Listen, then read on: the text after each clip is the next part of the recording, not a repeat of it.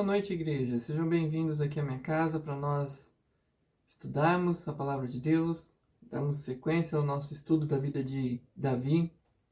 Na semana passada nós vimos a proposta, que Davi tinha de construir um templo ao Senhor, e nós vimos que nem sempre o plano de Deus é o mesmo plano que nós temos.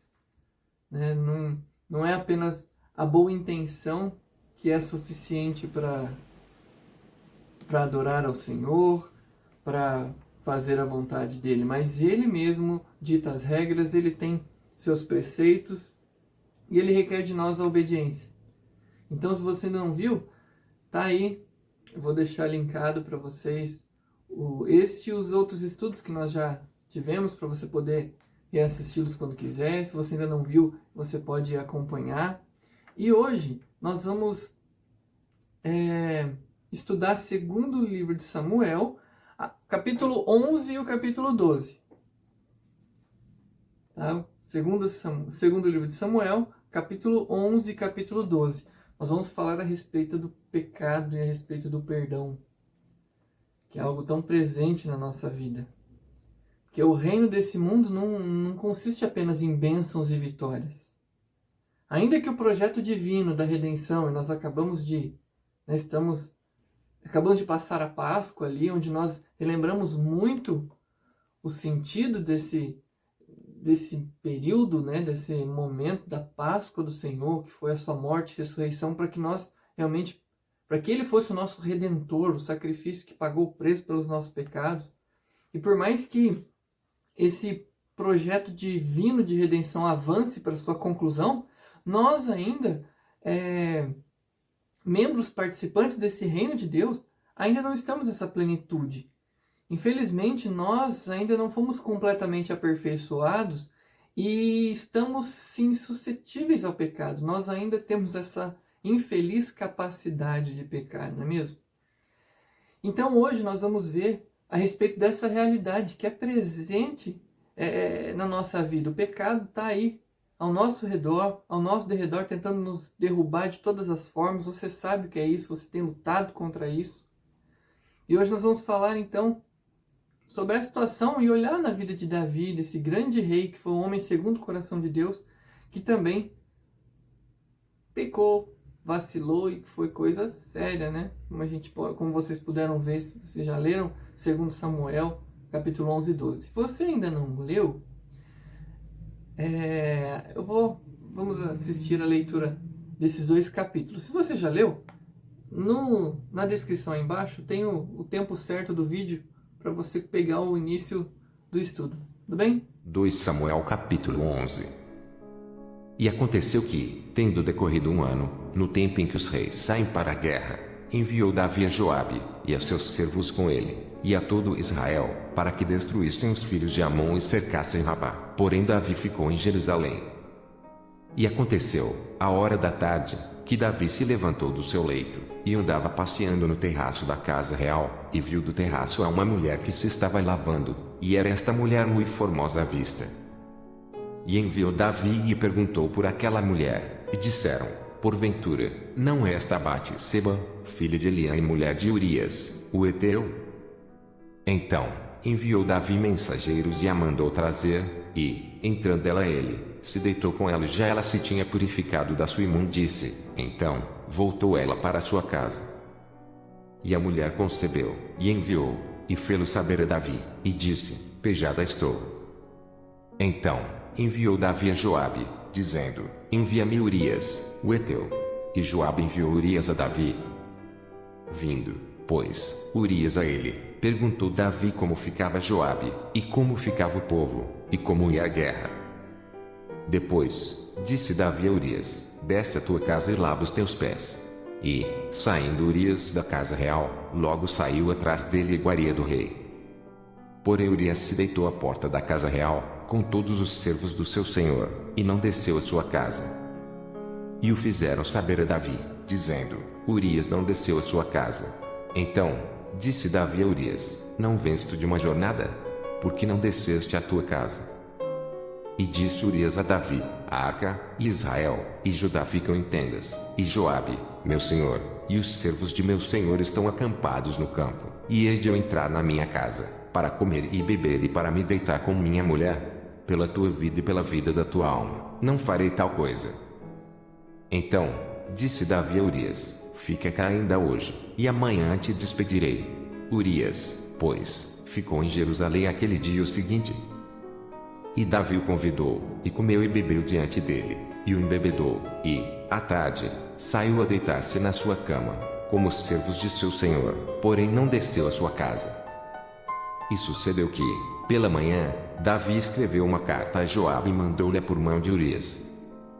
Escreveu na carta, dizendo, ponde Urias na frente da maior força da peleja, e retirai-vos de trás dele, para que seja ferido e morra. Aconteceu, pois, que, tendo Joabe observado bem a cidade, pôs Urias no lugar onde sabia que havia homens valentes. E, saindo os homens da cidade pelejando com Joabe, caíram alguns do povo, dos servos de Davi, e morreu também Urias, o heteu. Então, enviou Joabe e fez saber a Davi todo o sucesso daquela peleja. E deu ordem ao mensageiro, dizendo, acabando-te de contar ao rei todo o sucesso desta peleja. E, sucedendo que o rei se encolerize e te diga, por que vos chegastes tão perto da cidade a pelejar? Não sabíeis vós que haviam de atirar do muro? Quem feriu Abimeleque, filho de Jerubezete? Não lançou uma mulher sobre ele, do muro, um pedaço de mamó corredora, de que morreu em Tebes? Por que vos chegastes ao muro? Então, dirás, também morreu teu servo Urias, o heteu. E foi o mensageiro, e entrou, e fez saber a Davi tudo para que Joabe o enviara. E disse o mensageiro a Davi, na verdade, que mais poderosos foram aqueles homens do que nós e saíram a nós ao campo, porém nós fomos contra eles, até a entrada da porta. Então, os flecheiros atiraram contra os teus servos desde o alto do muro, e morreram alguns dos servos do rei, e também morreu teu servo Urias, o heteu. E disse Davi ao mensageiro, assim dirás a Joabe, não te pareça isso mal aos teus olhos, pois a espada tanto consome este como aquele. Esforça tua peleja contra a cidade e a derrota, esforça-te assim. Ouvindo, pois, a mulher de Urias que Urias, seu marido, era morto, lamentou a seu senhor. E, passado o luto, enviou Davi e a recolheu em sua casa, e lhe foi por mulher e ela lhe deu um filho. Porém essa coisa que Davi fez pareceu mal aos olhos do Senhor. Então nós vamos ver hoje como que o Senhor trata do pecado na vida dos seus filhos, na nossa vida, dos cristãos aqui. E a primeira coisa que a gente tem que ver é a situação que leva ao pecado. O que leva ao pecado? Algumas coisas, alguns elementos, eu vou apresentar 3 elementos aqui para a gente ficar de olho, para ver se a gente não tem dado essa brecha, não tem facilitado para o pecado acontecer. Porque a gente olhando para essa história de Davi, a gente vê que Deus continuava abençoando Davi, dava vitória ali contra todos os seus inimigos. Davi tinha muito mais do que ele podia imaginar. Mas infelizmente, mesmo o coração de homens de Deus, como é no caso de Davi, o rei do povo de Deus, é afetado pelo pecado. Ele sofreu isso e teve os seus efeitos também, sofreu os seus efeitos ali. E é por isso que diante de todas as manifestações do favor divino, Davi ainda incorreu em graves pecados que marcaram o seu reino, o seu ministério ali. Então vamos ver esses elementos que contribuíram para o tropeço do rei de Israel. Primeira coisa que a gente pode ver aí é a negligência para com os deveres. A negligência para com os deveres. Davi estava numa guerra justa contra os amonitas ali.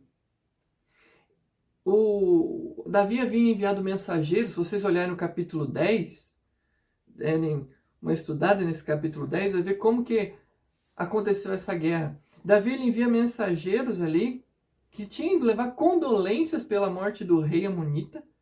Só que Harum, que era o novo rei daquele povo, acabou entrando em guerra. Ele, enfim, perseguiu ali os mensageiros, humilhou eles também e entrou em guerra contra o exército de Judá, juntando com alguns povos ali, tentaram ir contra o exército de Israel.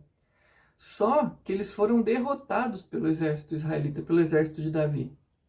E os amonitas, eles, então, se tornando inimigos do povo de Deus, de Israel, eles deviam sofrer ataques ali para não voltarem a ser fortes, né, novamente, para não levantarem contra o povo. E então, a gente vê que naquele tempo o inimigo estava já bem enfraquecido. E o rei era chamado para dar o golpe final. Eles haviam cercado já, estavam ali cercando a capital daquele povo. E Davi deveria então ir para dominar, enfim, colocar ali o seu domínio, né? Com todos os seus poderes, a sua autoridade. Era ele que deveria então triunfar nessa guerra ali. O rei chegava no final para poder consolidar esse domínio. Só que a gente vê que, né, por mais que seja a missão do rei liderar nesse momento, Davi não foi. Muitas suposições podem ter sido apresentadas, mas o fato é que ele deixou de fazer o que se esperava dele ali. E isso também propiciou a ocasião do pecado. A gente tem que notar porque os nossos pecados eles estão com frequência associados à nossa negligência em relação aos nossos deveres. Tem alguns textos que nós vamos ver, que vocês vão ver que a Bíblia toda nos aponta para isso. O Novo Testamento fala disso. É aquele mesmo ditado que muitos conhecem, né? Parece que a mente vazia é a oficina do diabo. Se você não estiver fazendo aquilo que você tem que fazer, é uma brecha muito grande.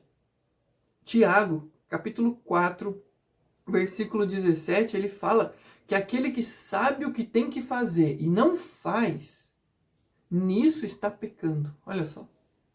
Só com esse versículo nós já temos a comprovação de tudo isso que a gente está dizendo. E porque Jesus disse lá em João 13, está registrado, que ele chamou de bem-aventurado aqueles que praticam as coisas que sabiam. Mateus 26, 41, ele fala também que muitos dos deveres requeridos de nós nas Escrituras são instrumentos para nos afastar do pecado.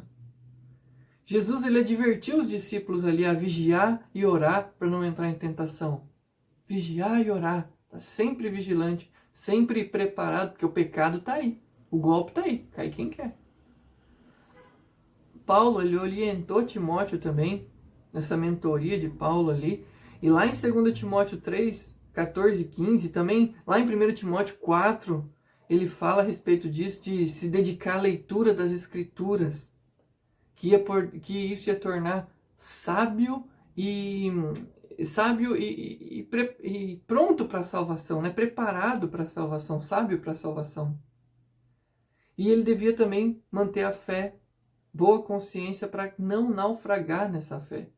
Manter a nossa fé sempre sadia, sempre bem cuidada, bem cultivada, não perdendo tempo em coisas que não frutificam, coisas que não vão trazer, né, nenhum benefício, coisas à toa, né? Se a gente não estiver fazendo o nosso dever como cristão, que é glorificar a Deus, que é meditar na sua palavra todos os dias, orar continuamente. E Paulo também lembrou lá os Coríntios, lá em 1 Coríntios 7, a importância do relacionamento sexual dentro do casamento, para evitar que Satanás venha tentar. Então, esposo, esposa, você também tem uma obrigação com seu marido. Dentro do casamento há responsabilidades. Provérbios 5 também fala a mesma coisa dessa negligência. E quantas outras tantas orientações que nós temos. Você é um filho, você tem obrigação com seu pai. Se você é pai, mãe, você tem obrigação com seus filhos. Você é um empregado, você tem seus deveres, suas obrigações com seu patrão. Patrão, você tem suas obrigações com seu empregado. Esposo com a sua esposa, esposa com o seu esposo. Entende? Nós temos deveres na nossa vida. Você tem dever como cristão. Não pode negligenciar os seus deveres. A leitura da palavra, a obediência às escrituras, a oração, o louvor, ao culto. Nós estamos impedidos de ir no templo orar, ir no templo nos reunir ali. Mas nós estamos cultuando em nossas casas. Você deve fazer isso. Não espera a pandemia acabar. A gente já está esperando ela, que mês que vem, nós estamos há mais de um ano. Quase um ano e meio, né, nessa situação aí. Então você precisa cultuar a Deus, você não pode negligenciar, ainda mais em casa, onde você está mais escondido, mais dentro da sua redoma, o pecado está aí. Toma cuidado, não vacila a sua mente, mantenha o foco, não negligencia os seus deveres. Presta muita atenção nisso. Segundo elemento que a gente tem que ver são as concessões. Abrir concessões para algumas coisas. Porque olhando para o texto aqui, a gente vê que, além de não ir à guerra, Davi ele parecia que não estava muito preocupado com a situação do seu exército ali, dos seus soldados. Após o sono da tarde ali, ele saiu para passear no terraço do palácio. De fato, não tem nada de errado nisso. Ele podia muito bem sair ali, não é errado passear no terraço do palácio. Mas também não havia nada de produtivo esse passeio, né? Ele podia estar fazendo coisas mais produtivas ali. Ele já havia descansado, já havia acabado do seu sono. Será que ele não tinha outra coisa mais produtiva para fazer? Algo que traria mais benefício? Né? Mas não, tudo bem, não é errado passear no palácio. Mas o terraço está aí para isso, né?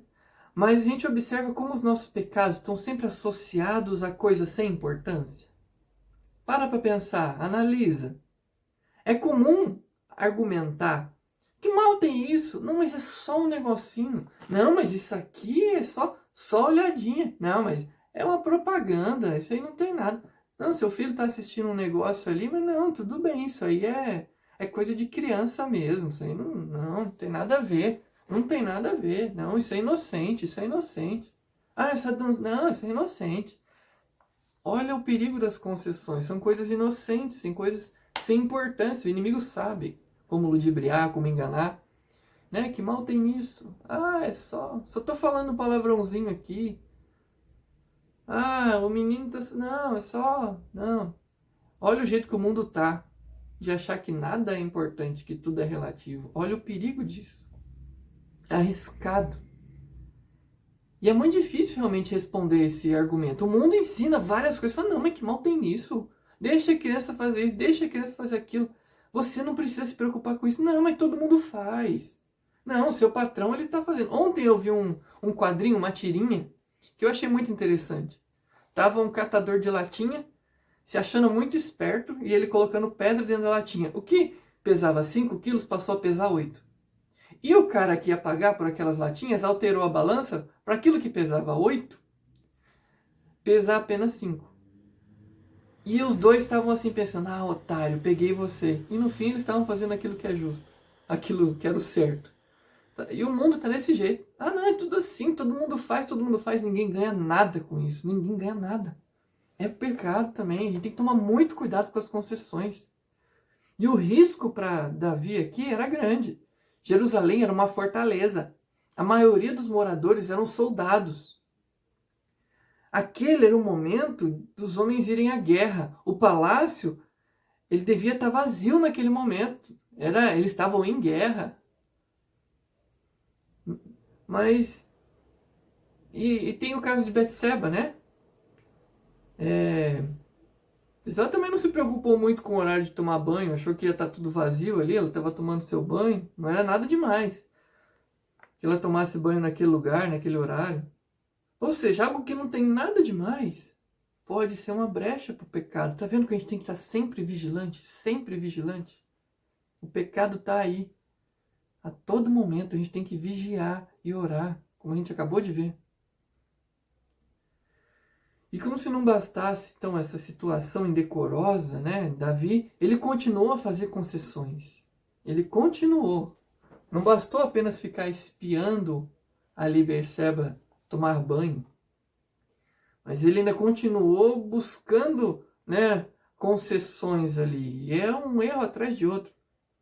E Davi, ele continuou, então, ali a buscar, né? Ao se deparar com a cena ali do banho, a gente vê, olhando para o texto, que em vez de ele virar as costas e ir embora, não, ele ficou ali contemplando a beleza da mulher ali e procurou informar-se sobre ela. Na nossa tradução aqui, nas traduções brasileiras, dá a intenção de que ele procurou informar-se quem era ela.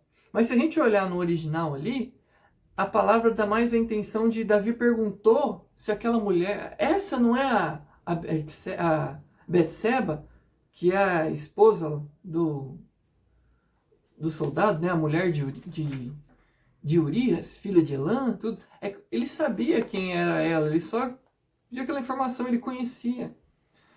Então, ele reconheceu e ele buscou confirmar essa informação, sabe? Essa que é a ideia ali que a gente vê no hebraico. E ele então mandou chamar. E essas seriam umas coisas inocentes se não formasse uma escalada em direção ao pecado. Não, tudo bem. Conversar com outra pessoa, não tem mal nenhum nisso. Ah, é amigo, é parceiro, não. Ele só quer me dar um toque ali do negócio que ele tá fazendo um serviço, ele quer que eu ajude ele lá, mas poxa, o cara é parceiro, ele é meio tranqueira com os outros, mas comigo não, isso aí é tranquilo, o cara ali é conhecido. Não, vou ali porque, ai, essa mulher falou uns negócios, é só uma fofoquinha entre amigas, a gente não vai espalhar. Gente, é tanta concessão que vai dando, uma coisa vai para outra. Olha o perigo que é isso, o perigo do pecado. E muitas vezes, então, Jeremias 17:9, enganoso é o coração do homem, enganoso, nosso coração é enganoso, desesperadamente corrupto. Lá em Tiago, ele fala, né? Ele descreve como a gente é atraído e seduzido pelo pecado, pela nossa cobiça. Né? Tiago, capítulo 1, 14 e 15, ele fala, né? Então a cobiça, depois de haver concebido, dá a luz ao pecado, e o pecado, uma vez concebido, gera morte. Nosso coração é enganoso. E muitas vezes ele busca esconder a cobiça por trás O pecado de Davi foi também um profundo ato de deslealdade, de traição. Esse é o outro elemento que nós temos que ver aqui, a deslealdade. Urias era um dos seus mais valiosos soldados, era um dos 30 valentes que conta a história.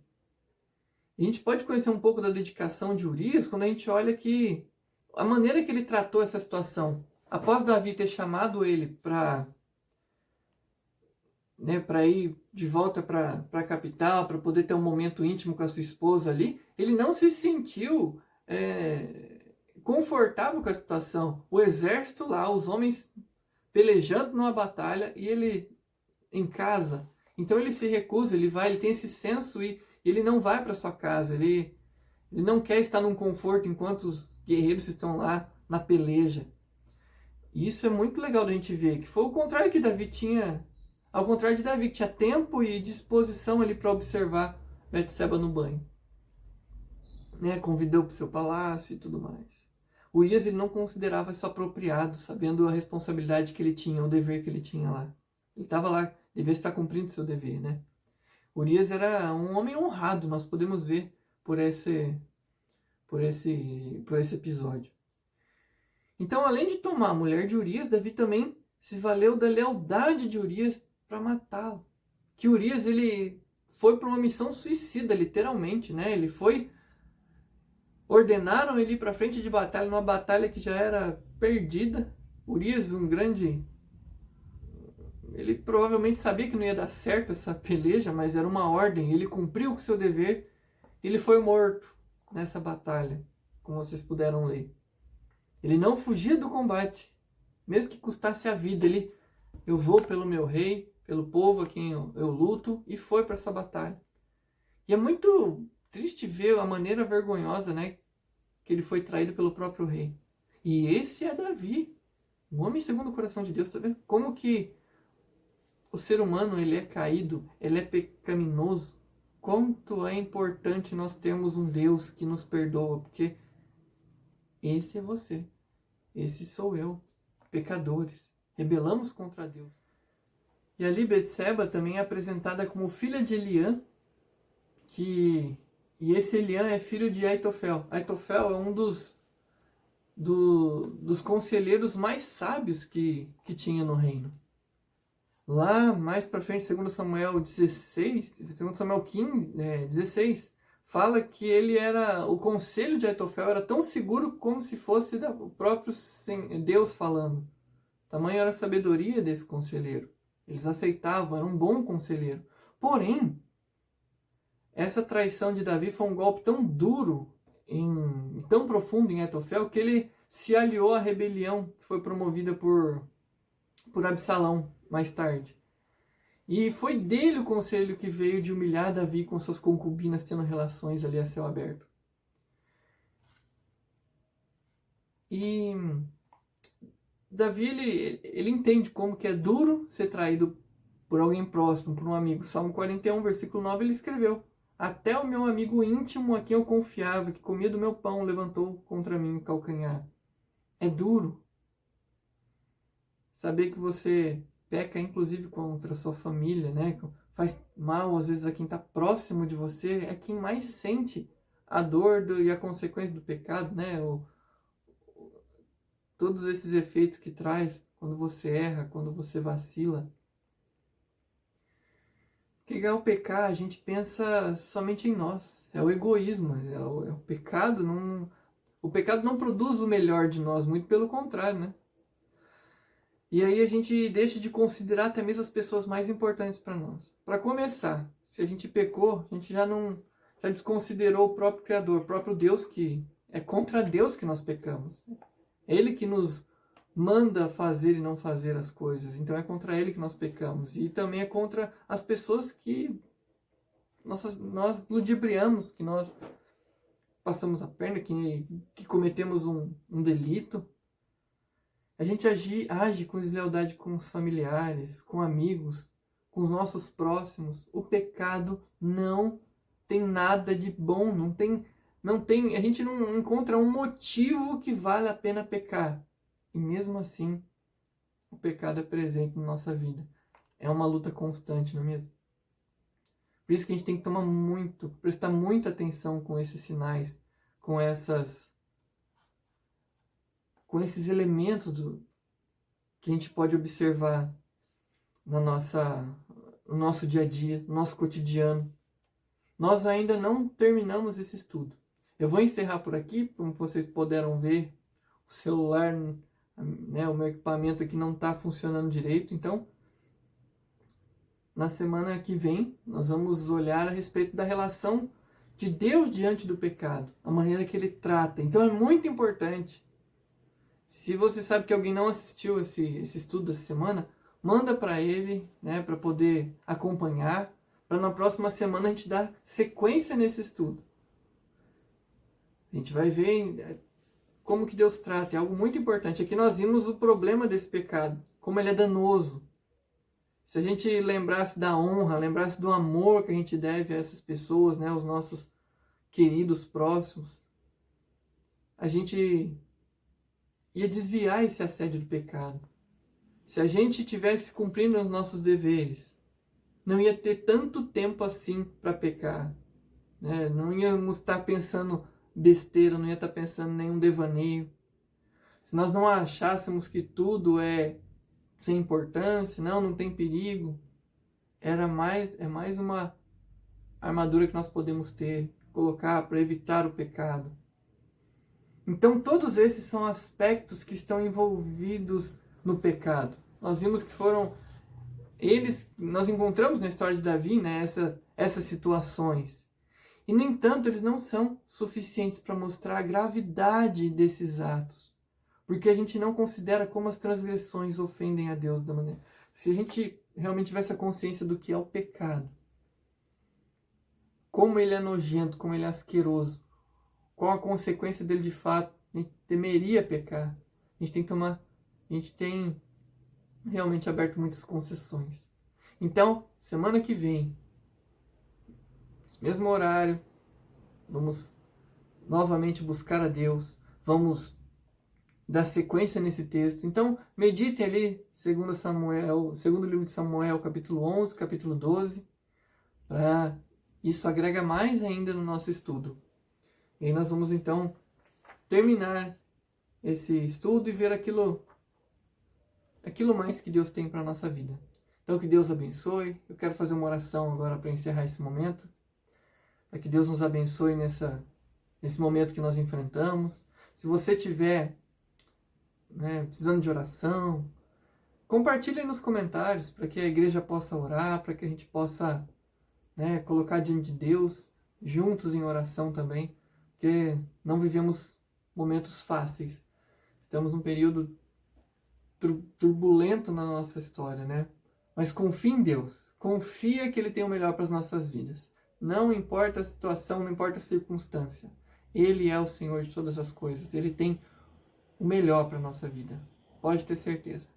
Senhor Deus e Pai, nós estamos aqui diante da Tua palavra, ó Pai, meditando. Senhor, estamos arrependidos daquilo que nós cometemos, ó Pai. Senhor, perdoa os nossos pecados, Senhor. Nós falhamos, é constante, Senhor. Ó Deus, por mais que a gente entenda que o pecado é algo errado, é algo danoso, é algo que traz morte, é algo que fere não só a nós, quanto as outras pessoas que amamos, quanto ao Senhor, ó Deus. Ó Pai, nós incorremos no erro, Pai. Ajuda-nos a cada vez mais estar livres do pecado, a saber nos defender, ó Deus. A Tua palavra nos mostra maneiras de nos protegermos, de nos precavermos, que nós possamos realmente estar sempre vigilantes, ó Pai. Ajuda Teu povo, Senhor, em nome de Jesus. Esteja consolando Teu povo, Senhor, abençoando, protegendo, ó Pai, que nenhum mal os alcance, Senhor. Que quem está ouvindo essa mensagem possa ser realmente tocado pelo Senhor, possa Te conhecer, ó Deus. Revele-se a cada um. Em nome de Jesus que nós oramos. Amém. Tenham um ótimo dia, um ótimo restinho de semana e nos vemos por aí. Tchau.